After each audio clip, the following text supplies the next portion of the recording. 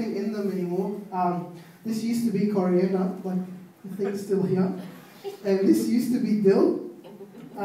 Yeah, because when we bought it, what happened, actually something happened to them, is I actually found out that you have to water them and put them out in the sun and stuff, and so I did it. And now it's dead, because Kim went through this phase where she wanted us to have these herbs at home and, you know, use them for food and stuff like that. And so I thought it was a cool idea, so we got them. And I made like weak attempts to look after them, just real lame attempts. Like sometimes I'd be outside drinking a glass of water or something, and then the herb bed would catch my eye, and I'd go, oh, just put the last bit of water in there. That's how I used to look after it. And as you can see, now it's dead. Even the one that has weeds in it, the weeds are dead. That's how bad I am. So, but I thought it's a perfect example of what we're going to talk about today, because just like these herb beds, relationships require the investment of time and energy and effort, and that's what we're talking about. And we're not actually just talking about relationships for the sake of them. We're talking about relationships for the sake of communicating God to people. And you know, the symbol of this whole thing, our series, Invest and Invite, is a bonsai tree. And Oscar was telling us last time how much work actually goes into this bonsai tree, how much effort to make it grow like a miniature tree the way it is, and to make it grow a certain way. It requires a lot of investment of time and effort and energy. And so that's what we're talking about, investing in our relationships with people for the sake of communicating God to them. Yeah, so when I just become a Christian, just wasn't very long after I'd become a Christian, at my church they were doing this course, and it was all about telling people about God, right? So these two American missionaries, they came over and they were doing this course with us, and it went through 2 days. And they had like a booklet, and it had 4 points in it, and it was very like, sort of like mechanical. You have to say this, and then say that, and that, and that, and then we did like a little bit of a role play where one of us would act like the Christian and the other guy would act like the not Christian, and then you'd be a little bit smart, and you like try to argue and stuff like that. And then on the second day, what was part of the course was we had to go out door knocking. So we went to like these different places and we just knocked on people's doors. See, when it comes to evangelism and telling someone about God, like we were talking about last time, Oscar was saying that it feels like it's a little bit daunting sometimes. When the word evangelism comes up, when the idea that comes up that we're talking to people about God, it's a little bit daunting, because if you've ever hung out with non-Christians, you'd find out that most of them actually feel like Christians are just trying to convert them. So the last thing you want to do is tell someone about God, right? And also because it's very daunting, sometimes we get this guilty feeling about it, that we haven't done it enough. And some of us have different ideas as to what evangelism is. Some of us think it's, going out to a street corner and preaching out into thin air and hoping people that are walking by are listening to what you're saying, or going up to complete strangers on the street, or knocking on people's doors like, the Mormons do. They go out in twos and have suits and stuff like that. And so that's what, I guess in this course, that's how it was portrayed. And so we went out door knocking, right? We went out in groups. And in my group was this American missionary's wife, all right? And she was hell-bent on knocking on every door that we went past. So we actually went to this apartment unit, and we started all the way from the bottom up to the top. We would knock on every door, and once they'd open up, we'll tell them about God and tell them the 4 points and stuff like that. It was very mechanical. And it was her in my group and another girl from our church, right? So we started, and we would knock on every door. We worked our way up to the top of this apartment block.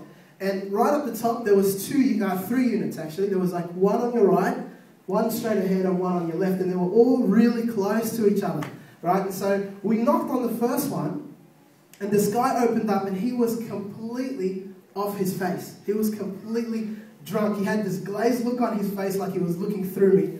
And we were talking to him, and this American missionary, she was talking to him about God, and she was telling him the 4 points. And I could see in the background, like his wife or girlfriend, whoever it was, she was slumped on the couch, like she passed out. I'm just like, man, forget about telling him about God. Call him an ambulance or something, Like, there's something going on in this place. And she's just doing her thing, telling him about God and stuff like that. And he told her pretty much where to go, and a few other nice words and stuff like that. And so he closed the door on us and he said, never come back here again. Don't ever knock on my door again. And so I thought, well, good idea would be to kind of go now, like, we should leave. So he closed the door and she says, only 2 more to go. And I'm like, oh, I don't think it's such a good idea if we knock on the next one, because they're so close to each other, these doors. But she didn't listen to me. She said, no, there's only 2 more. And I thought, you know what, maybe we can do it another time or something. But I decided at that point, I'm never doing this again, right? So I had already made up my mind. She knocks on the 2nd door, and he thinks that we're knocking on his door again. So he just absolutely just flies off the handle. He loses it, and he starts to walk across to the door. We could hear his footsteps coming closer, and as he's yelling out, we can hear his voice getting closer. And at this point, I said to them, let's just get out of here. Because I didn't know, he might have been violent, or he might have had something on him, or whatever. So I'm like, let's just get out of here. And at that point, they listened to me. And we were running down the stairs. It was a funnier sight just watching the 3 of us, bolting down the stairs, thinking someone was chasing us. But it was crazy. But that was one of my experiences of evangelism. And after that, I actually thought, I'm never doing that again. And a lot of us can't picture ourselves going out and talking to complete strangers on the road. Some of us can picture themselves doing something like that. And Oscar was saying last time that those things can sometimes work, but the most effective way to tell other people about God is through our relationships with them, because they know that we care about them. And you know what? We could probably care for a complete stranger on the road. But imagine if you go up to someone who doesn't know you and say, I really care about you. They'd probably think you belong in an asylum or something, right? But we can show people we care about them through our relationships. Anyway, after that, I decided I'd never do that stuff again. I'd never knock on someone's door. It just doesn't fit me and who I am. But you know what? That was one of the healthiest things that has ever happened to me. And even though I was a baby Christian and stuff, that was one of the best things that happened to me, because after that, I started to question why about everything. Why should we tell people about God? What do we have to do it? What's the big deal? And you know what? That was so healthy, because when we don't ask why we do what we do, we slowly become disillusioned with them, and we stop doing what we're doing. It happens in work, it happens in relationships, it happens in church. For almost 2 years, I didn't know why I was even going to church. Guess what happened? I stopped going for a while. And that's what happens. When you ask why, you become disillusioned, and eventually you stop doing what you were doing. And so that's what I really want to talk about today. I want to ask the why, because I don't want that to happen to us. We're talking about telling other people about God, or communicating God to other people. We're talking about investing relationships into other people. But you know what? If we don't ask why we're doing what we're doing, eventually we'll just go, well, who cares? And we'll stop doing that. I work at a respite house during school holidays, because most of you guys know I work in a school. So in the school holidays, I work at this cerebral palsy respite house, and so some of the kids have disabilities, so the parents would just bring them and let them stay there just for a bit of a break. And there's this one girl that I work with, and honestly, just by looking at her and sometimes looking at what she does, I feel like she's lost the purpose of why she's there.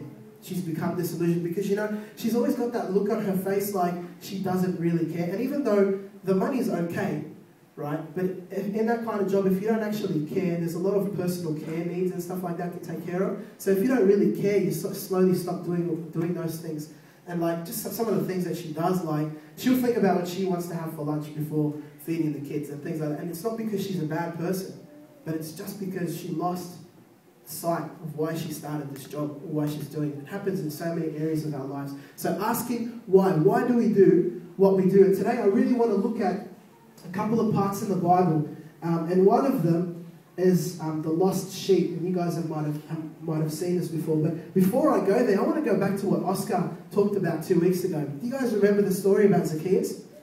You know how Oscar was talking about the short chief tax collector? He was like a scumbag. Everybody hated him. It was a bit of a shame. He climbed up the tree to see Jesus, because that's all he wanted to do. He wanted to see Jesus.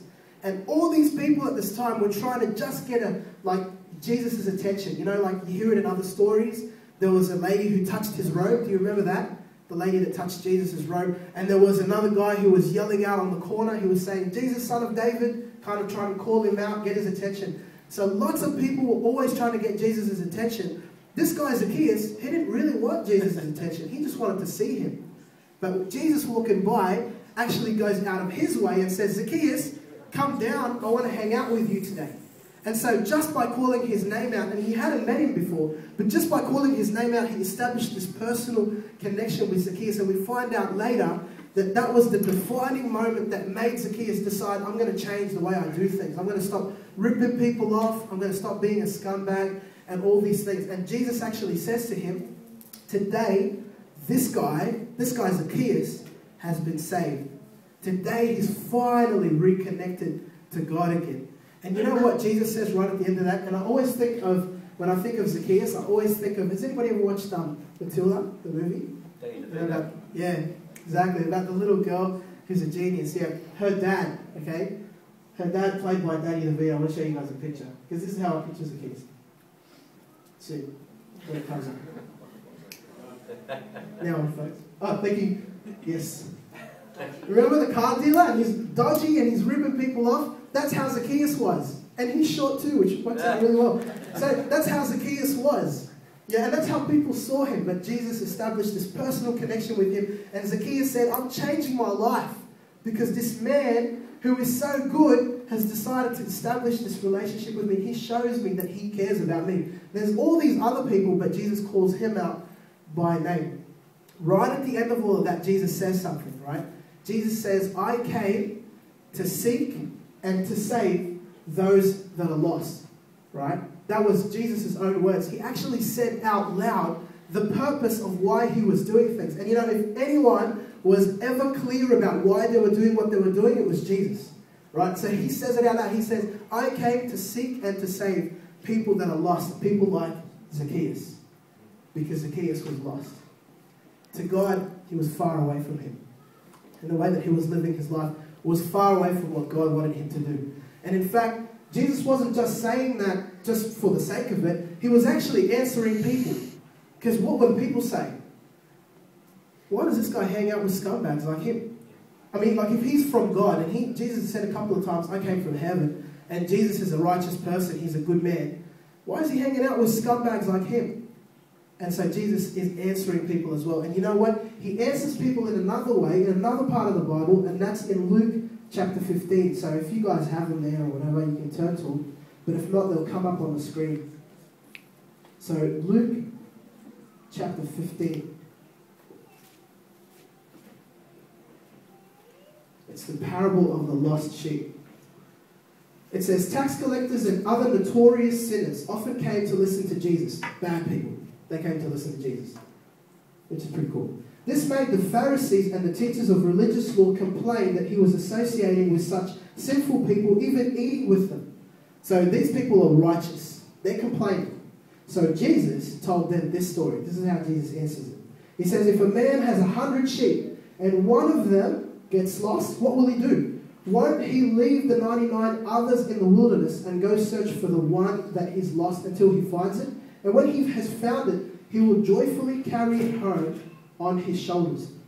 And when he arrives, he will call together his friends and neighbors, saying, rejoice with me, because I have found my lost sheep. In the same way, there is more joy in heaven over one lost sinner who repents and returns to God than over 99 others who are righteous and have it straight away. That's the story that Jesus told. He says, if you're a shepherd and you've got 100 sheep and one of them, you lose him, wouldn't you leave the 99 in the wilderness and go after that one and find him? And when you do find him, you're going to chuck a party because you're happy that you found him. Now, when we read that story, we go, that doesn't actually make any sense, because why would you leave 99 behind to go find the one? I mean, wouldn't you like increase the chances of losing one of those other 99 as well? But actually, shepherds would do that because, you know, it was generally and most of the time that sheep would stay together and stay with the flock. But it was only rarely and sometimes that a sheep would walk away. And so it was a pretty safe bet that if he went to look after that one, that the flock would stay together. But you know why? Shepherds actually weren't the owners of the sheep. There was someone always in charge, or the master, who owns the sheep. But the shepherds were the ones looking after them. So they actually were responsible for every one of the sheep. And they used to do like a nightly count. Every night they would count how many sheep they have and make sure they had the amount that was entrusted them. And at night they'd even do like a bit of an enclosement, put all the sheep in there, and they'd sleep at the entrance of that, right? Because just in case like wild animals came to eat the sheep, they would be, you know, they'd have to walk over the shepherd pretty much. And the shepherd would wake up and bash these wild animals. That's actually really how they did it. They would, you know, bash up wolves, and it was crazy. So the shepherd was in charge of every one of those sheep. And he says, when you find the one, won't you chuck a party? Won't you be so happy? And he says, Jesus says, it's the same thing with God. When one person that's been lost and far away from God comes back to him, or God finds them, God chucks a party. Heaven chucks a party. God is so happy. And you know what's crazy is that lots of people, they offer ideas and opinions as to who God is and what he thinks. Because, I'd love to know what God thinks about a whole bunch of things. Like, I'd love to know what God thinks about these riots in Sydney that have been happening. What's God thinking? Like, who does he think that the good people are in this and the bad people? I'd love to know sometimes. I want to take a trip through God's mind sometimes. I also think, what does God think about me, like, as a person? Does he think I'm a good person or a bad person? Or what parts of me does he think is good and bad? So, I think about Drive as well. Like, what does God think about Drive? Would he come here if he was walking around on this earth? Would he come to this church, So, and because people always want to know what God thinks, they offer up different opinions about God, yeah? They offer up different ideas about God. But you know what? When Jesus told the story, he told it so that people don't even have to second guess about what he thinks. What God really, really thinks is that he cares about that one lost person. It says that heaven rejoices when that one lost person comes back. We don't have to second guess about what matters the most to God.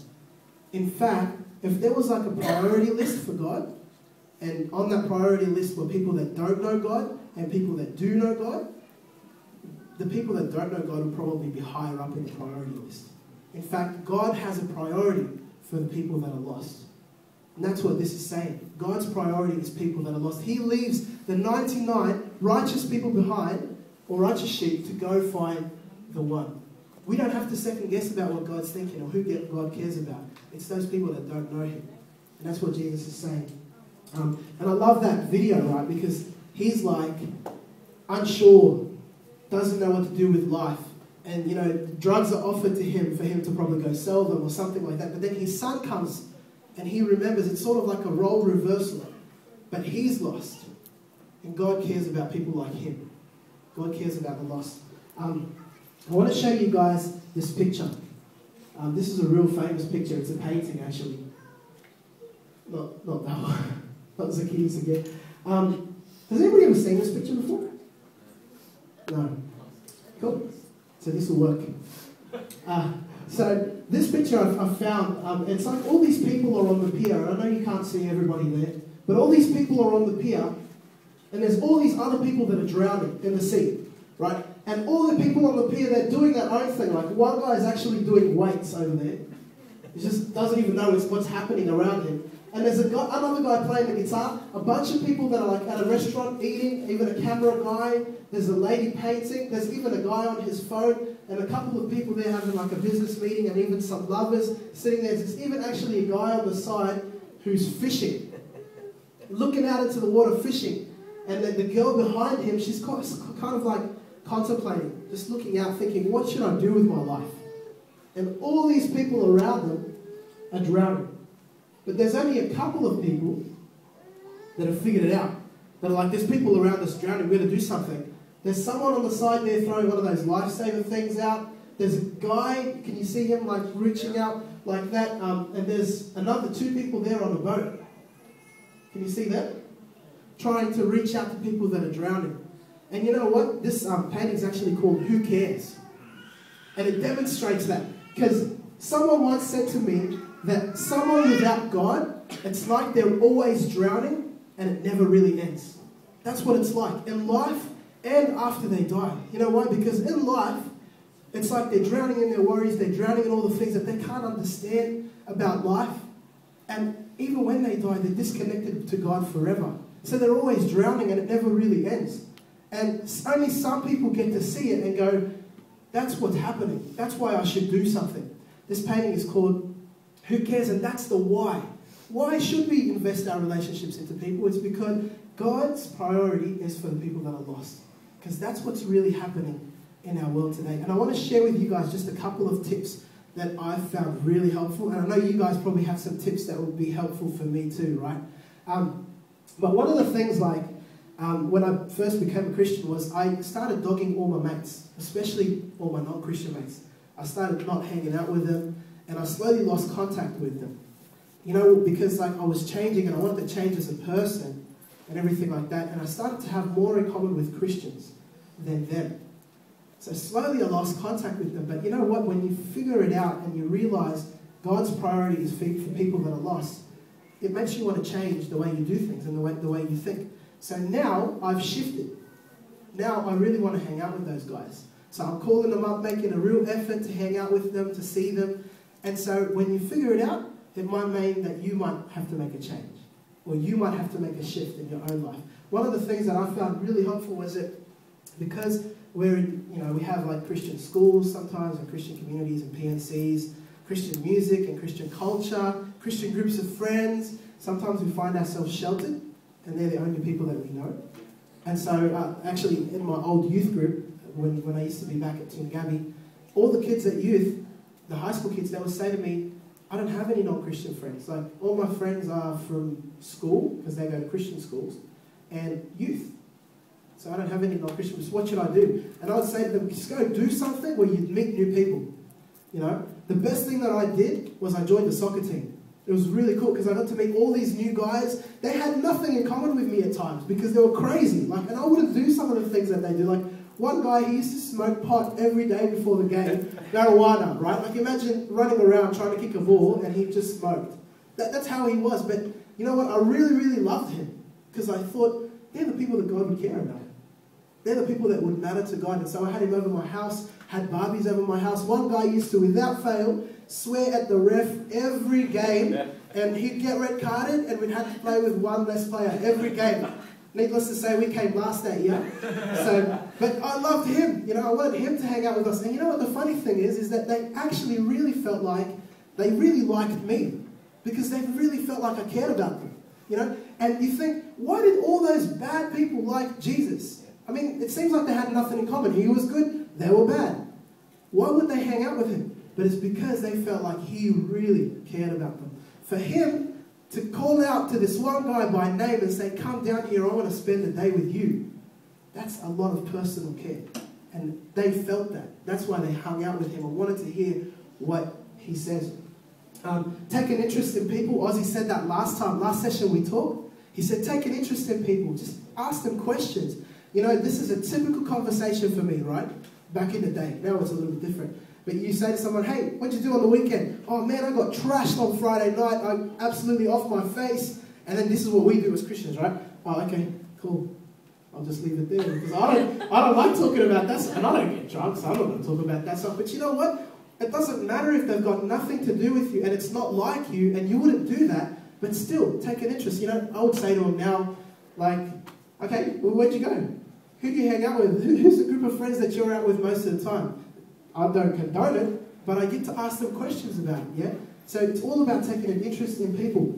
And they say that there are 2 times when it's the best times for people to, they really, really want to know about God, and it's actually a really good time for you to be their mate and just be alongside them and stuff. They say it's tragedy and transition, right? Because you think when someone, in their family dies or they go through a divorce or something like that, some tragedy happens in their life, they start to get all these questions about God and what He's like and why did God let this happen? And what does that mean for me? And what am I supposed to do now? How am I supposed to move on? All these questions come up, and guess what? The best time is that time for you to be alongside them and be their mate.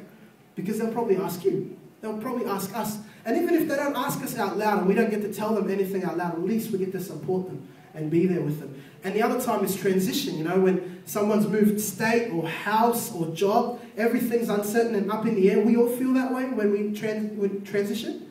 And so they've all got this question like, well, what am I supposed to do now? What am I supposed to do in my life? And is this where I'm supposed to be? You get to tell them the things that you believe in, the things that you know about the Bible or you know about God. But God's priority is for people that are lost, and they're the best times to be alongside people in relationships and stuff like that to actually show them that God cares about them and He's got something to say about the things that they're going through. It's not like, there's this funny bit in The Simpsons, it's sacrilegious, but I see what they're doing, right? Where Homer goes, has anybody watched the Simpsons movie? Yeah. What are you kids? Thanks, Tristan. But there's this bit where Grandpa Simpson, He's rolling around on the floor in church because he gets this crazy vision. And Homer's flicking through the Bible going, this thing has no answers, right? It's not like that. I know what they're trying to say, but it's not like that because the Bible actually has something to say about every aspect of our lives. And you know, when you're in a relationship with people and they feel like you care, you get a chance to tell them about what the Bible says and the answers that it has. And you know what? It's not even about telling them the answers they should know. It's about going, these are what I feel like my answers, the answers are for me. You know, this is what I believe. All they have to see is what you believe. And then it will change everything with them, you know. But if they see that you care and you back it up with the things that you know, that means the world to them. But I want to finish up, right? But I want to pump you guys up, all right?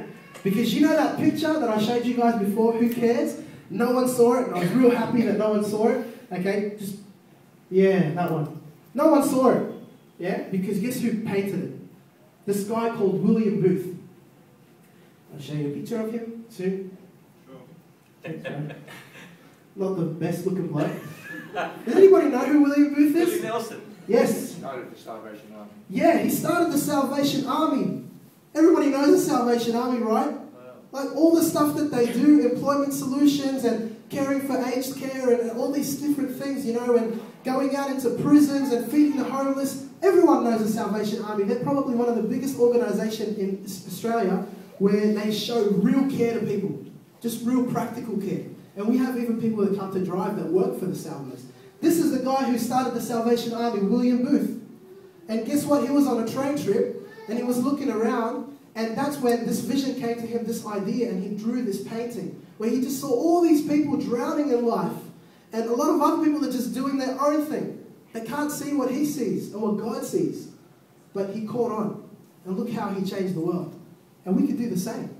We can be part of something like that. We might not be able to change the world on our own as one person. Neither could he. He needed thousands and thousands of workers, but he started somewhere. And we can do the same thing. Especially with Drive, it's a church for people who don't go to church, who don't like church, who don't know God. We can do something with this and share what we have to other people. So God's priority is for the lost. He found out what the why was. So don't get lost in what you have to do and forget why, because eventually you'll stop. But if you know that God's priority is for the lost, and that's what he cares about, and that's what he sees, we'll start to see the same things that he sees, and we'll care about the same things that he cares about. I hope that was clear. I'm just going to pray. Father God, I just wanted to thank you so much for your word. It's real, it's true. I thank you, God, for the things that it just portrays. Lord God, I want to thank you that we don't have to second guess about what you're like. And I know lots of people do, and I guess it's just natural. Because people want to know what you think, God, what you think about them. But I thank you, Lord, that with the parable of the lost sheep and what Jesus said that day, that he said it to those people, he was answering them because they were questioning him.